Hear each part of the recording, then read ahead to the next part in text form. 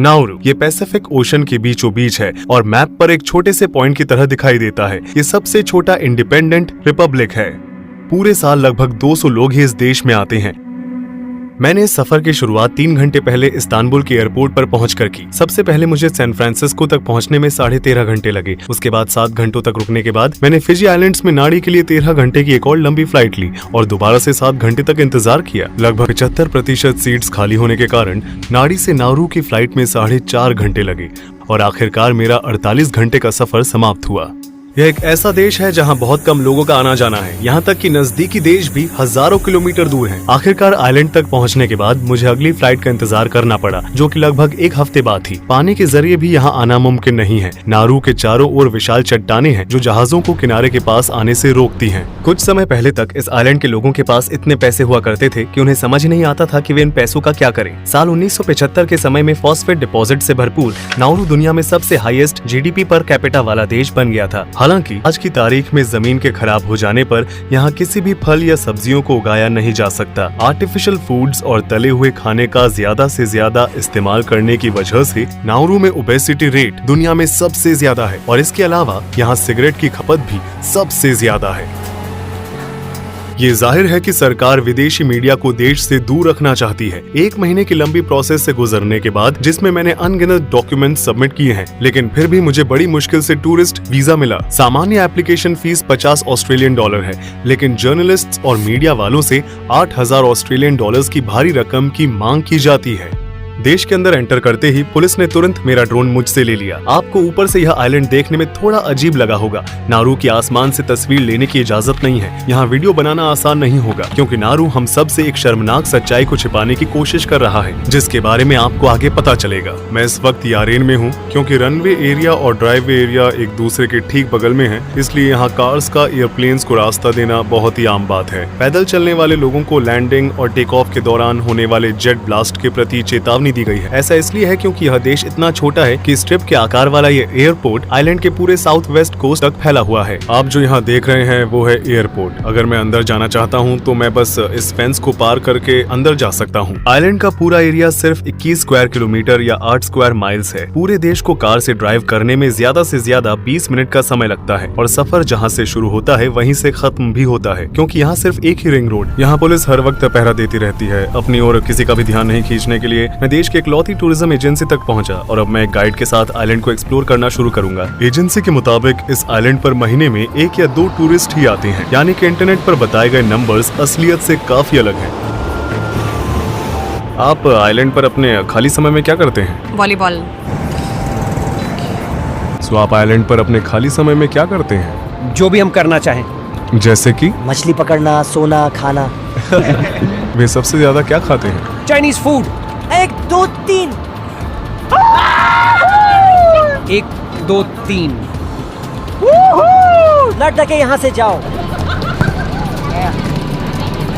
लेकिन फिर भी यहाँ ज्यादा लोग नहीं आते। नाउरू सदियों से माइग्रेटरी बर्ड्स का पसंदीदा स्टॉप रहा है। पहले माना जाता था कि इस आइलैंड में लिमिटेड रिसोर्सेज हैं, लेकिन इसकी मिट्टी में पक्षियों की बीट और समुद्री माइक्रो ऑर्गेनिज्म से बना गुआनो नाम का एक खजाना था। साल 1899 में जर्मन जियोलॉजिस्ट एल्बर्ट एलिस ने पाया कि इस आइलैंड पर हाई क्वालिटी फॉस्फेट रिजर्व है। एक समय में इसकी कीमत गोल्ड जितना था। फॉस्फेट एक रॉ मटेरियल है जिसका इस्तेमाल एग्रीकल्चर में प्रोडक्टिविटी को बढ़ाने के लिए किया जाता है। और पहले विश्व युद्ध के दौरान ऑस्ट्रेलिया ने तुरंत नाउरू पर कब्जा कर लिया और इसे एक ओवरसीज माइनिंग फील्ड में बदल दिया। साल 1942 में कुछ समय के लिए जापान के कब्जे को छोड़कर निकाले गए फॉस्फेट को सालों तक दुनिया भर में बेहद कम कीमतों पर बेचा गया था। बुजुर्गों का कहना है कि इस जगह जापानी लोगों को इकट्ठा करके उन्हें बंद करके छत से गैसोलीन डालते थे और उन्हें वहीं जला देते थे। ये वही लोग होते थे जो उनके साथ काम नहीं करना चाहते थे। ये पटरी जो समय के साथ साथ मिटने वाली है, इसे साल 1907 में फॉस्फेट माइंस को धरती के अंदर वाले भाग से वेस्टर्न कोस्ट पर बने हार्बर तक लेकर जाने के लिए बनाया गया था। 1968 में नाउरू को आजादी मिलने तक यहाँ से 35 मिलियन मेट्रिक टन फॉस्फेट को निकाला जा चुका था। इस पर विश्वास करना थोड़ा मुश्किल है, लेकिन पिछले 100 सालों में दुनिया भर के कई लोगों की टेबल पर आने वाले फल और सब्जियां इस छोटे से आइलैंड की मिट्टी से निकाले गए फॉस्फेट से उगाए गए थे। आजादी मिलने के बाद नाउरू में पैसों की बारिश होने लगी और वहाँ पर रह रहे लोग जिनकी धरती का इस्तेमाल फॉस्फेट माइनिंग के लिए किया जा रहा था, उन्होंने अपनी नौकरी छोड़ दी और करोड़पति बनने का इंतजार करने लगे। चाइना और अन्य पैसिफिक आइलैंड से हजारों वर्कर्स को फॉस्फेट माइनिंग की गंदी, गर्म और कठिन परिस्थितियों में काम करने के लिए लाया गया था। साल 1975 1975 तक नारू में रह रहे प्रति व्यक्ति की इनकम लगभग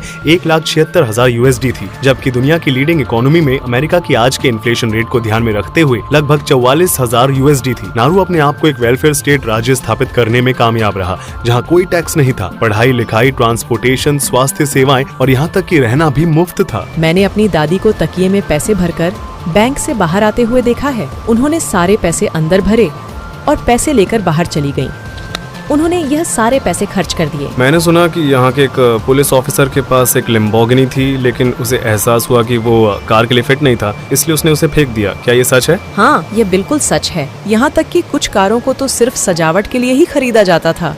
जैसे जैसे यहाँ पर रह रहे लोग अचानक अमीर होते गए, पैसा उन पर हावी होता गया और ये छोटा सा आइलैंड लेटेस्ट कार मॉडल से भर गया। सड़क पर चलते चलते हमने पहले जमाने की लग्जरी कार्स का कलेक्शन देखा। कैडिलैक, जीप, लैंड रोवर, ये उन गाड़ियों के कुछ नाम है जिनका इस्तेमाल आइलैंड पर रहने वाले लोग अपने मनोरंजन और रफ्तार के लिए कभी कभी किया करते थे। ये कार के कब्रिस्तान की तरह लग रहा है। उन पर जमी हुई जंग ये दर्शाती है कि अच्छे दिन और कितने दूर हैं। जब से मैं यहाँ आया हूँ तब से यहाँ पर रह रहे लोग मुझे सड़क पर घूमने वाले पिटबुल के झुंडों से सावधान रहने की चेतावनी दे रहे हैं। एक जमाने में ये बहुत ही मशहूर ब्रीड मानी जाती थी, जिसे आइलैंड के कुछ लोगों ने अडॉप्ट भी किया और फिर सड़कों पर खुला छोड़ दिया। डॉग्स के साथ साथ बाकी के जानवर जो पहले नारू में मौजूद नहीं थे, उन्हें भी समय के साथ साथ यहाँ लाया गया। बिल्लियाँ, मुर्गियाँ और सुअर ऐसे कुछ जानवर हैं जिन्हें हाल ही में आइलैंड पर लाया गया है। माइनस द्वारा पेड़ों को उखाड़े जाने और उपजाऊ मिट्टी की खुदाई करने के बाद सभी लिविंग ऑर्गेनिज्म को काफी नुकसान पहुंचा था। ये धरती न तो एग्रीकल्चर के काम आती है और न ही कंस्ट्रक्शन के। इस वजह से यहाँ के लोगों को इसकी बहुत बड़ी कीमत चुकानी पड़ती है। नारू की धरती 15 मीटर या यूं कहे कि 49 फीट तक गहरे गड्ढों और लाइमस्टोन पिक्स से ढकी हुई है, जो आइलैंड के बीच से लेकर कोस्टल एरियाज तक फैला हुआ है। एसिड की अधिक मात्रा होने की वजह से इस बंजर जमीन पर कुछ भी उगाया नहीं जा सकता। नॉरुअन खुद को जीवित रखने के लिए विदेशों से हाईली कंप्रेस्ड कैंड फूड्स का इस्तेमाल करते हैं, जिसे ज्यादातर ऑस्ट्रेलिया से इम्पोर्ट किया जाता है। नारू के लोगों की एवरेज लाइफ एक्सपेक्टेंसी 64 साल है। सही डाइट न होने की वजह से नारुओं को सालों से दुनिया के सबसे ओबीस नेशन का खिताब मिलता आ रहा है। 150 साल पहले जब तक वेस्टर्न वर्ल्ड द्वारा इस आइलैंड को खोजा नहीं गया था, तब तक ये आइलैंड आत्मनिर्भर था, लेकिन आज वे सब कुछ आउटसोर्स कर रहे हैं। यहाँ पर रह रहे लगभग 97% पुरुष और 94% महिलाएं अधिक मोटापे से ग्रस्त हैं। नारुओं में मोटापे की समस्या महामारी जैसी है। हर जगह सड़कों पर, रेस्टोरेंट्स में, बाजारों में मैं लोगों को इस मोटापे की परेशानी का सामना करते हुए देख सकता हूँ। ऐसी आबादी में जहाँ 45% लोगों को डायबिटीज है, इसलिए अंग विच्छेदन बहुत ही आम बात है। पूरे देश को जागरूकता को बढ़ावा देने वाले बैनर लगे हुए हैं। देखिए, स्टोर के शेल्फ्स पूरी तरह से खाली हैं। यहाँ हर 6 हफ्तों में प्रोडक्ट्स को इम्पोर्ट किया जाता है। आइलैंड पर ताजे फल और सब्जियां होना बहुत बड़ी बात है। एक फूल गोभी की कीमत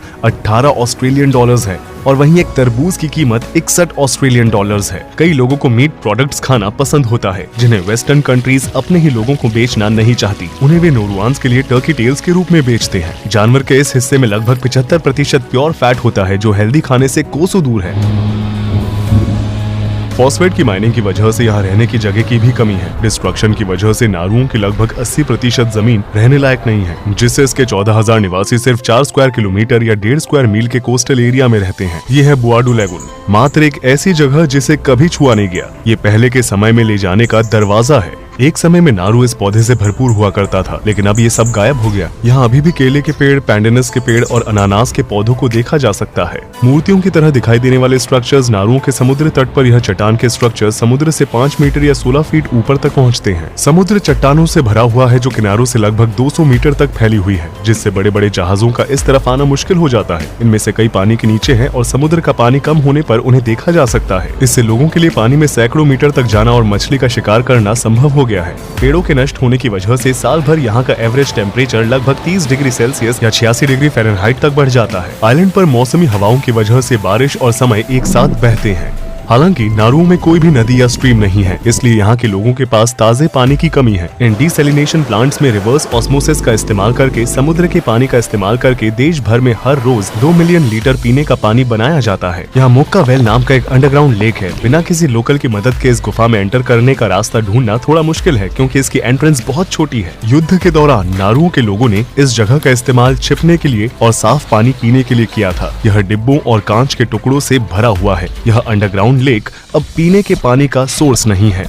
ईसाई धर्म से पहले यहाँ कौन सा धर्म था? हमने बुर्रक से शुरुआत की। यहाँ भगवान है, वहाँ ऊपर एक ऑल्टर है। अगर वे इसे खाना देते हैं तो वह जीवित हो जाते हैं और उनकी इच्छा पूरी करते हैं। कोई है जो अब भी बुर्राक धर्म में विश्वास रखता है? कुछ हैं। उनका मानना था कि अगर आप आएं और इस पानी में डुबकी लगाते हैं तो यह आपकी स्किन या शायद कुछ अन्य बीमारियों को भी ठीक कर सकता है। इस देश का कोई ऑफिशियल कैपिटल नहीं है, हालांकि यारेन डिस्ट्रिक्ट में पार्लियामेंट हाउस, एम्बेसी, देश का एकमात्र पुलिस स्टेशन, फायर डिपार्टमेंट और एयरपोर्ट जैसे सभी संस्थान मौजूद हैं। यहाँ सिर्फ 11 स्कूल हैं, जिनमें से 3 हाई स्कूल हैं और एक स्टेट यूनिवर्सिटी है। आइलैंड पर लगभग सभी को अंग्रेजी आती है। नौरुआन उनकी पहली भाषा है। मिसाल के लिए नारू नाम का जन्म नारुआन शब्द अना ओएरा से हुआ था, जिसका मतलब होता है मैं बीच पर जाता हूँ। आप हेलो कैसे कहते हैं? अच्छा, आप कैसे हो को क्या कहेंगे? मैं पार्लियामेंट में हूँ जहाँ से नारू को चलाया जाता है। फॉर्मल सेटिंग के विपरीत यह आइलैंड के आरामदायक वातावरण को दर्शाता है। एंट्रेंस पर कोई सिक्योरिटी नहीं है और मुझे अपने फोन से फोटो और वीडियो लेने की भी परमिशन मिल गई है। उन्हीं सीट्स के साथ नारू का पार्लियामेंट दुनिया के सबसे छोटे पार्लियामेंट में से एक है। अगर यहाँ मौजूद लोगों को उन सीन्स के बारे में पता होता जो मैं आपको आगे वीडियो में दिखाने वाला हूँ, तो शायद वो मुझे ऐसा नहीं करने देते। साल 1970 में नारू सरकार को यह एहसास हुआ कि उनके फॉस्फेट रिजर्व खत्म हो रहे हैं और कई अन्य सहित फॉरेन प्रॉपर्टीज में निवेश करके oil rich countries, middle eastern countries की स्ट्रेटेजी को अपनाते और उन्होंने मेलबर्न में नारू हाउस, हवाई में नारू टावर, गुआ में पैसिफिक स्टार होटल, वॉशिंगटन में पैसिफिक हाउस, फिजी में द ग्रैंड पैसिफिक होटल। हालांकि भ्रष्टाचार और गलत मैनेजमेंट ने सरकार को 1990 के दशक में प्रति वर्ष लाखों डॉलर के कर्जे में डाल दिया और फॉस्फेट से होने वाली कमाई जल्द ही खत्म हो गई। अपने आप को बनाए रखने की कोशिश में सरकार ने देश को टैक्स हेवन में बदलना चाहा और इसके चलते यह ड्रग कंट्रोल, रूसी माफिया और अलकायदा जैसी ऑर्गेनाइजेशन के साथ मनी लॉन्ड्रिंग घोटालों में शामिल हो गई। नारू ने 400 से भी अधिक फॉरेन बैंक्स को एक ऐसे सिस्टम के तहत लाइसेंस जारी किया जिसमें ब्रांचिंग की आवश्यकता नहीं थी और ऑप्शनल रिकॉर्ड रखने की अनुमति थी। उस अवधि के दौरान अकेले रूसी माफिया ने नारू में बैंक्स के जरिए 70 बिलियन अमेरिकी डॉलर का अनुमान लगाया। इंटरनेशनल प्रेशर की वजह से देश को गैर कानूनी बैंकिंग एक्टिविटीज पर रोक लगानी पड़ी और 2004 से कैश बेस्ड इकोनॉमी का इस्तेमाल करने के लिए मजबूर किया गया। ऑस्ट्रेलियन डॉलर नारू की ऑफिशियल करेंसी है। देश भर में मौजूद कुछ ही एटीएम्स में भी पैसे नहीं है। मैं अपने साथ कुछ कैश लेकर आया था, लेकिन यहाँ क्रेडिट कार्ड भी स्वीकार नहीं किए जाते। मनी लॉन्ड्रिंग को रोकने की कोशिशों के बावजूद आज की तारीख में यहाँ बस एक ऑस्ट्रेलियन बैंक कार्य करती है। साल 2000 आते आते फॉस्फेट रिजर्व समाप्त हो गए और फॉस्फेट एक्सपोर्ट अपने पीक पीरियड के मुकाबले 1% तक गिर गया। देश के सेंट्रल बैंक को बंद कर दिया गया और दूसरे देशों में इसकी प्रॉपर्टीज को एक एक करके बेचा गया। टॉप साइड से आगे बढ़ने पर हम खुदाई करने वाली मशीनों को काम करते हुए देख सकते हैं। देश में अभी भी छोटे पैमाने पर फॉस्फेट की खुदाई की जाती है। अगर उन्हें यहाँ एक और फॉस्फेट माइन मिलती है तो क्या आप उसकी माइनिंग को सपोर्ट करेंगे? मैं बस यही कहूँगा कि नेचर को अकेला छोड़ डीएच देना चाहिए, क्योंकि नाउरू में जमीन को खोदा जा रहा है। अगर ऐसा ही चलता रहा तो हम एक दिन डूब जाएंगे। 52% आबादी गरीबी रेखा पर या उससे नीचे रहती है और चर्च की सहायता के साथ जीवित रहने की कोशिश करती है। जिन क्षेत्रों में कम कमाई होती है वहाँ तनाव की वजह से तंबाकू का सेवन बहुत ज्यादा किया जाता है। साल 2020 के डेटा के अनुसार नारू का स्मोकिंग रेट दुनिया भर में सबसे ज्यादा है। इस आइलैंड पर कुल 5 बीचेस हैं और वहाँ भी हम टायर और कचरा देख सकते हैं। नारू साल 2001 में फाइनेंशियल सपोर्ट के बदले ऑस्ट्रेलिया से अवांछित शरणार्थियों को स्वीकार करने के लिए राजी हो गया। लगभग 1000 शरणार्थियों, जिनमें ज्यादातर अफगान, इराकी और ईरानी थे, को नारू ले जाया गया और हिरासत में ले लिया गया। टॉप साइड पर वहाँ 3 रिफ्यूजी कैंप्स लगाए गए थे। लोगों को चिलचिलाती धूप में साफ पानी की नियमित पहुँच के बिना सालों तक प्लास्टिक के टेंट्स में रहने के लिए मजबूर किया गया था। इनमें से कईयों ने अपनी जिंदगी को समाप्त करके अमानवीय और बिगड़े हुए हालातों और अनिश्चित भविष्य से बचने की कोशिश की। ऐसे हालातों में सबसे ज्यादा मुश्किलों का सामना बच्चों को करना पड़ा, जो कि ज्यादातर कैंप्स में थे। इन कैंप्स को बनाए रखने के लिए ऑस्ट्रेलिया हर साल 550 मिलियन USD खर्च कर रहा था। दूसरे शब्दों में कहा जाए तो नारू गवर्नमेंट आइलैंड पर बंदी बनाए गए हर एक रिफ्यूजी के बदले 5 लाख USD कमा रही थी। जैसे ही मैंने इन छिपे हुए इलाकों में जाने की कोशिश की, अचानक बैरिकेड मेरे रास्ते में आ गए। उन्होंने टॉप साइड में 3 अलग अलग जगहों पर बनाए गए कैंप्स की ओर जाने वाली सभी सड़कों को बंद कर दिया था। फिर भी मुझे बाहर से शूट करने का एक रास्ता मिल ही गया। लगभग 20 सालों से ये कैंप्स चिकित्सीय लापरवाही, दुर्घटनाओं और खुद की जान लेने की वजह से अनगिनत व्यक्तियों की जान जाने का स्थान बन गया है। हालिया रिपोर्ट से पता चलता है कि ये जगहें अब पूरी तरह से खाली हो चुकी हैं। हालांकि यहाँ पर रह रहे लोगों को इस बारे में कोई खास जानकारी नहीं है। वर्तमान में नारू कनाडा में स्थित मेटल्स कंपनी के सहयोग से गहरे समुद्र में माइनिंग में शामिल होने का इंतजार कर रहा है। उनका प्लान पॉलीमेटालिक स्टोन्स को निकालने का है, जो हर 10 लाख सालों में बस कुछ ही मिलीमीटर बढ़ते हैं। बैटरियों में पाए जाने वाले कोबाल्ट, निकल, कॉपर और मैंगनीज जैसे मेटल से युक्त ये पत्थर आने वाले भविष्य में एनर्जी का सोर्स बनेंगे। वैज्ञानिकों ने चेतावनी दी है कि समुद्री जीवन को खतरे में डालने वाले ये माइनिंग ऑपरेशंस कार्बन को अब्सॉर्ब करने की समुद्र की क्षमता को कम कर सकते हैं और तेजी से मौसम में बदलाव ला सकते हैं। 1960 के दशक के आखिर में नारू दौलत के जिस भ्रम में फंस गया था, उस वजह से यहाँ के लोग कड़ी मेहनत और पढ़ाई लिखाई के महत्व को नहीं समझ पाए। गवर्नमेंट ने भविष्य के लिए कोई योजना नहीं बनाई और देश के सभी संसाधनों को खत्म कर दिया। मोटिवेशन, स्किल्स और ज्ञान के बिना यहाँ बेहतर भविष्य बना पाना लगभग नामुमकिन है। कभी न भरने वाले घावों वाला ये छोटा सा आइलैंड दुनिया में जो कुछ भी चल रहा है उसके सारांश के रूप में और एक सबक के रूप में हमारे सामने खड़ा है, जिसे मानवता को हमेशा याद रखना चाहिए। इस डॉक्यूमेंट्री को देखने के लिए धन्यवाद। मुझे उम्मीद है कि इसने आपके नजरिए को बदला होगा। मेरे YouTube चैनल को सब्सक्राइब करना न भूलें। मिलते हैं अगले वीडियो में। रूही चैनत यहाँ पर था।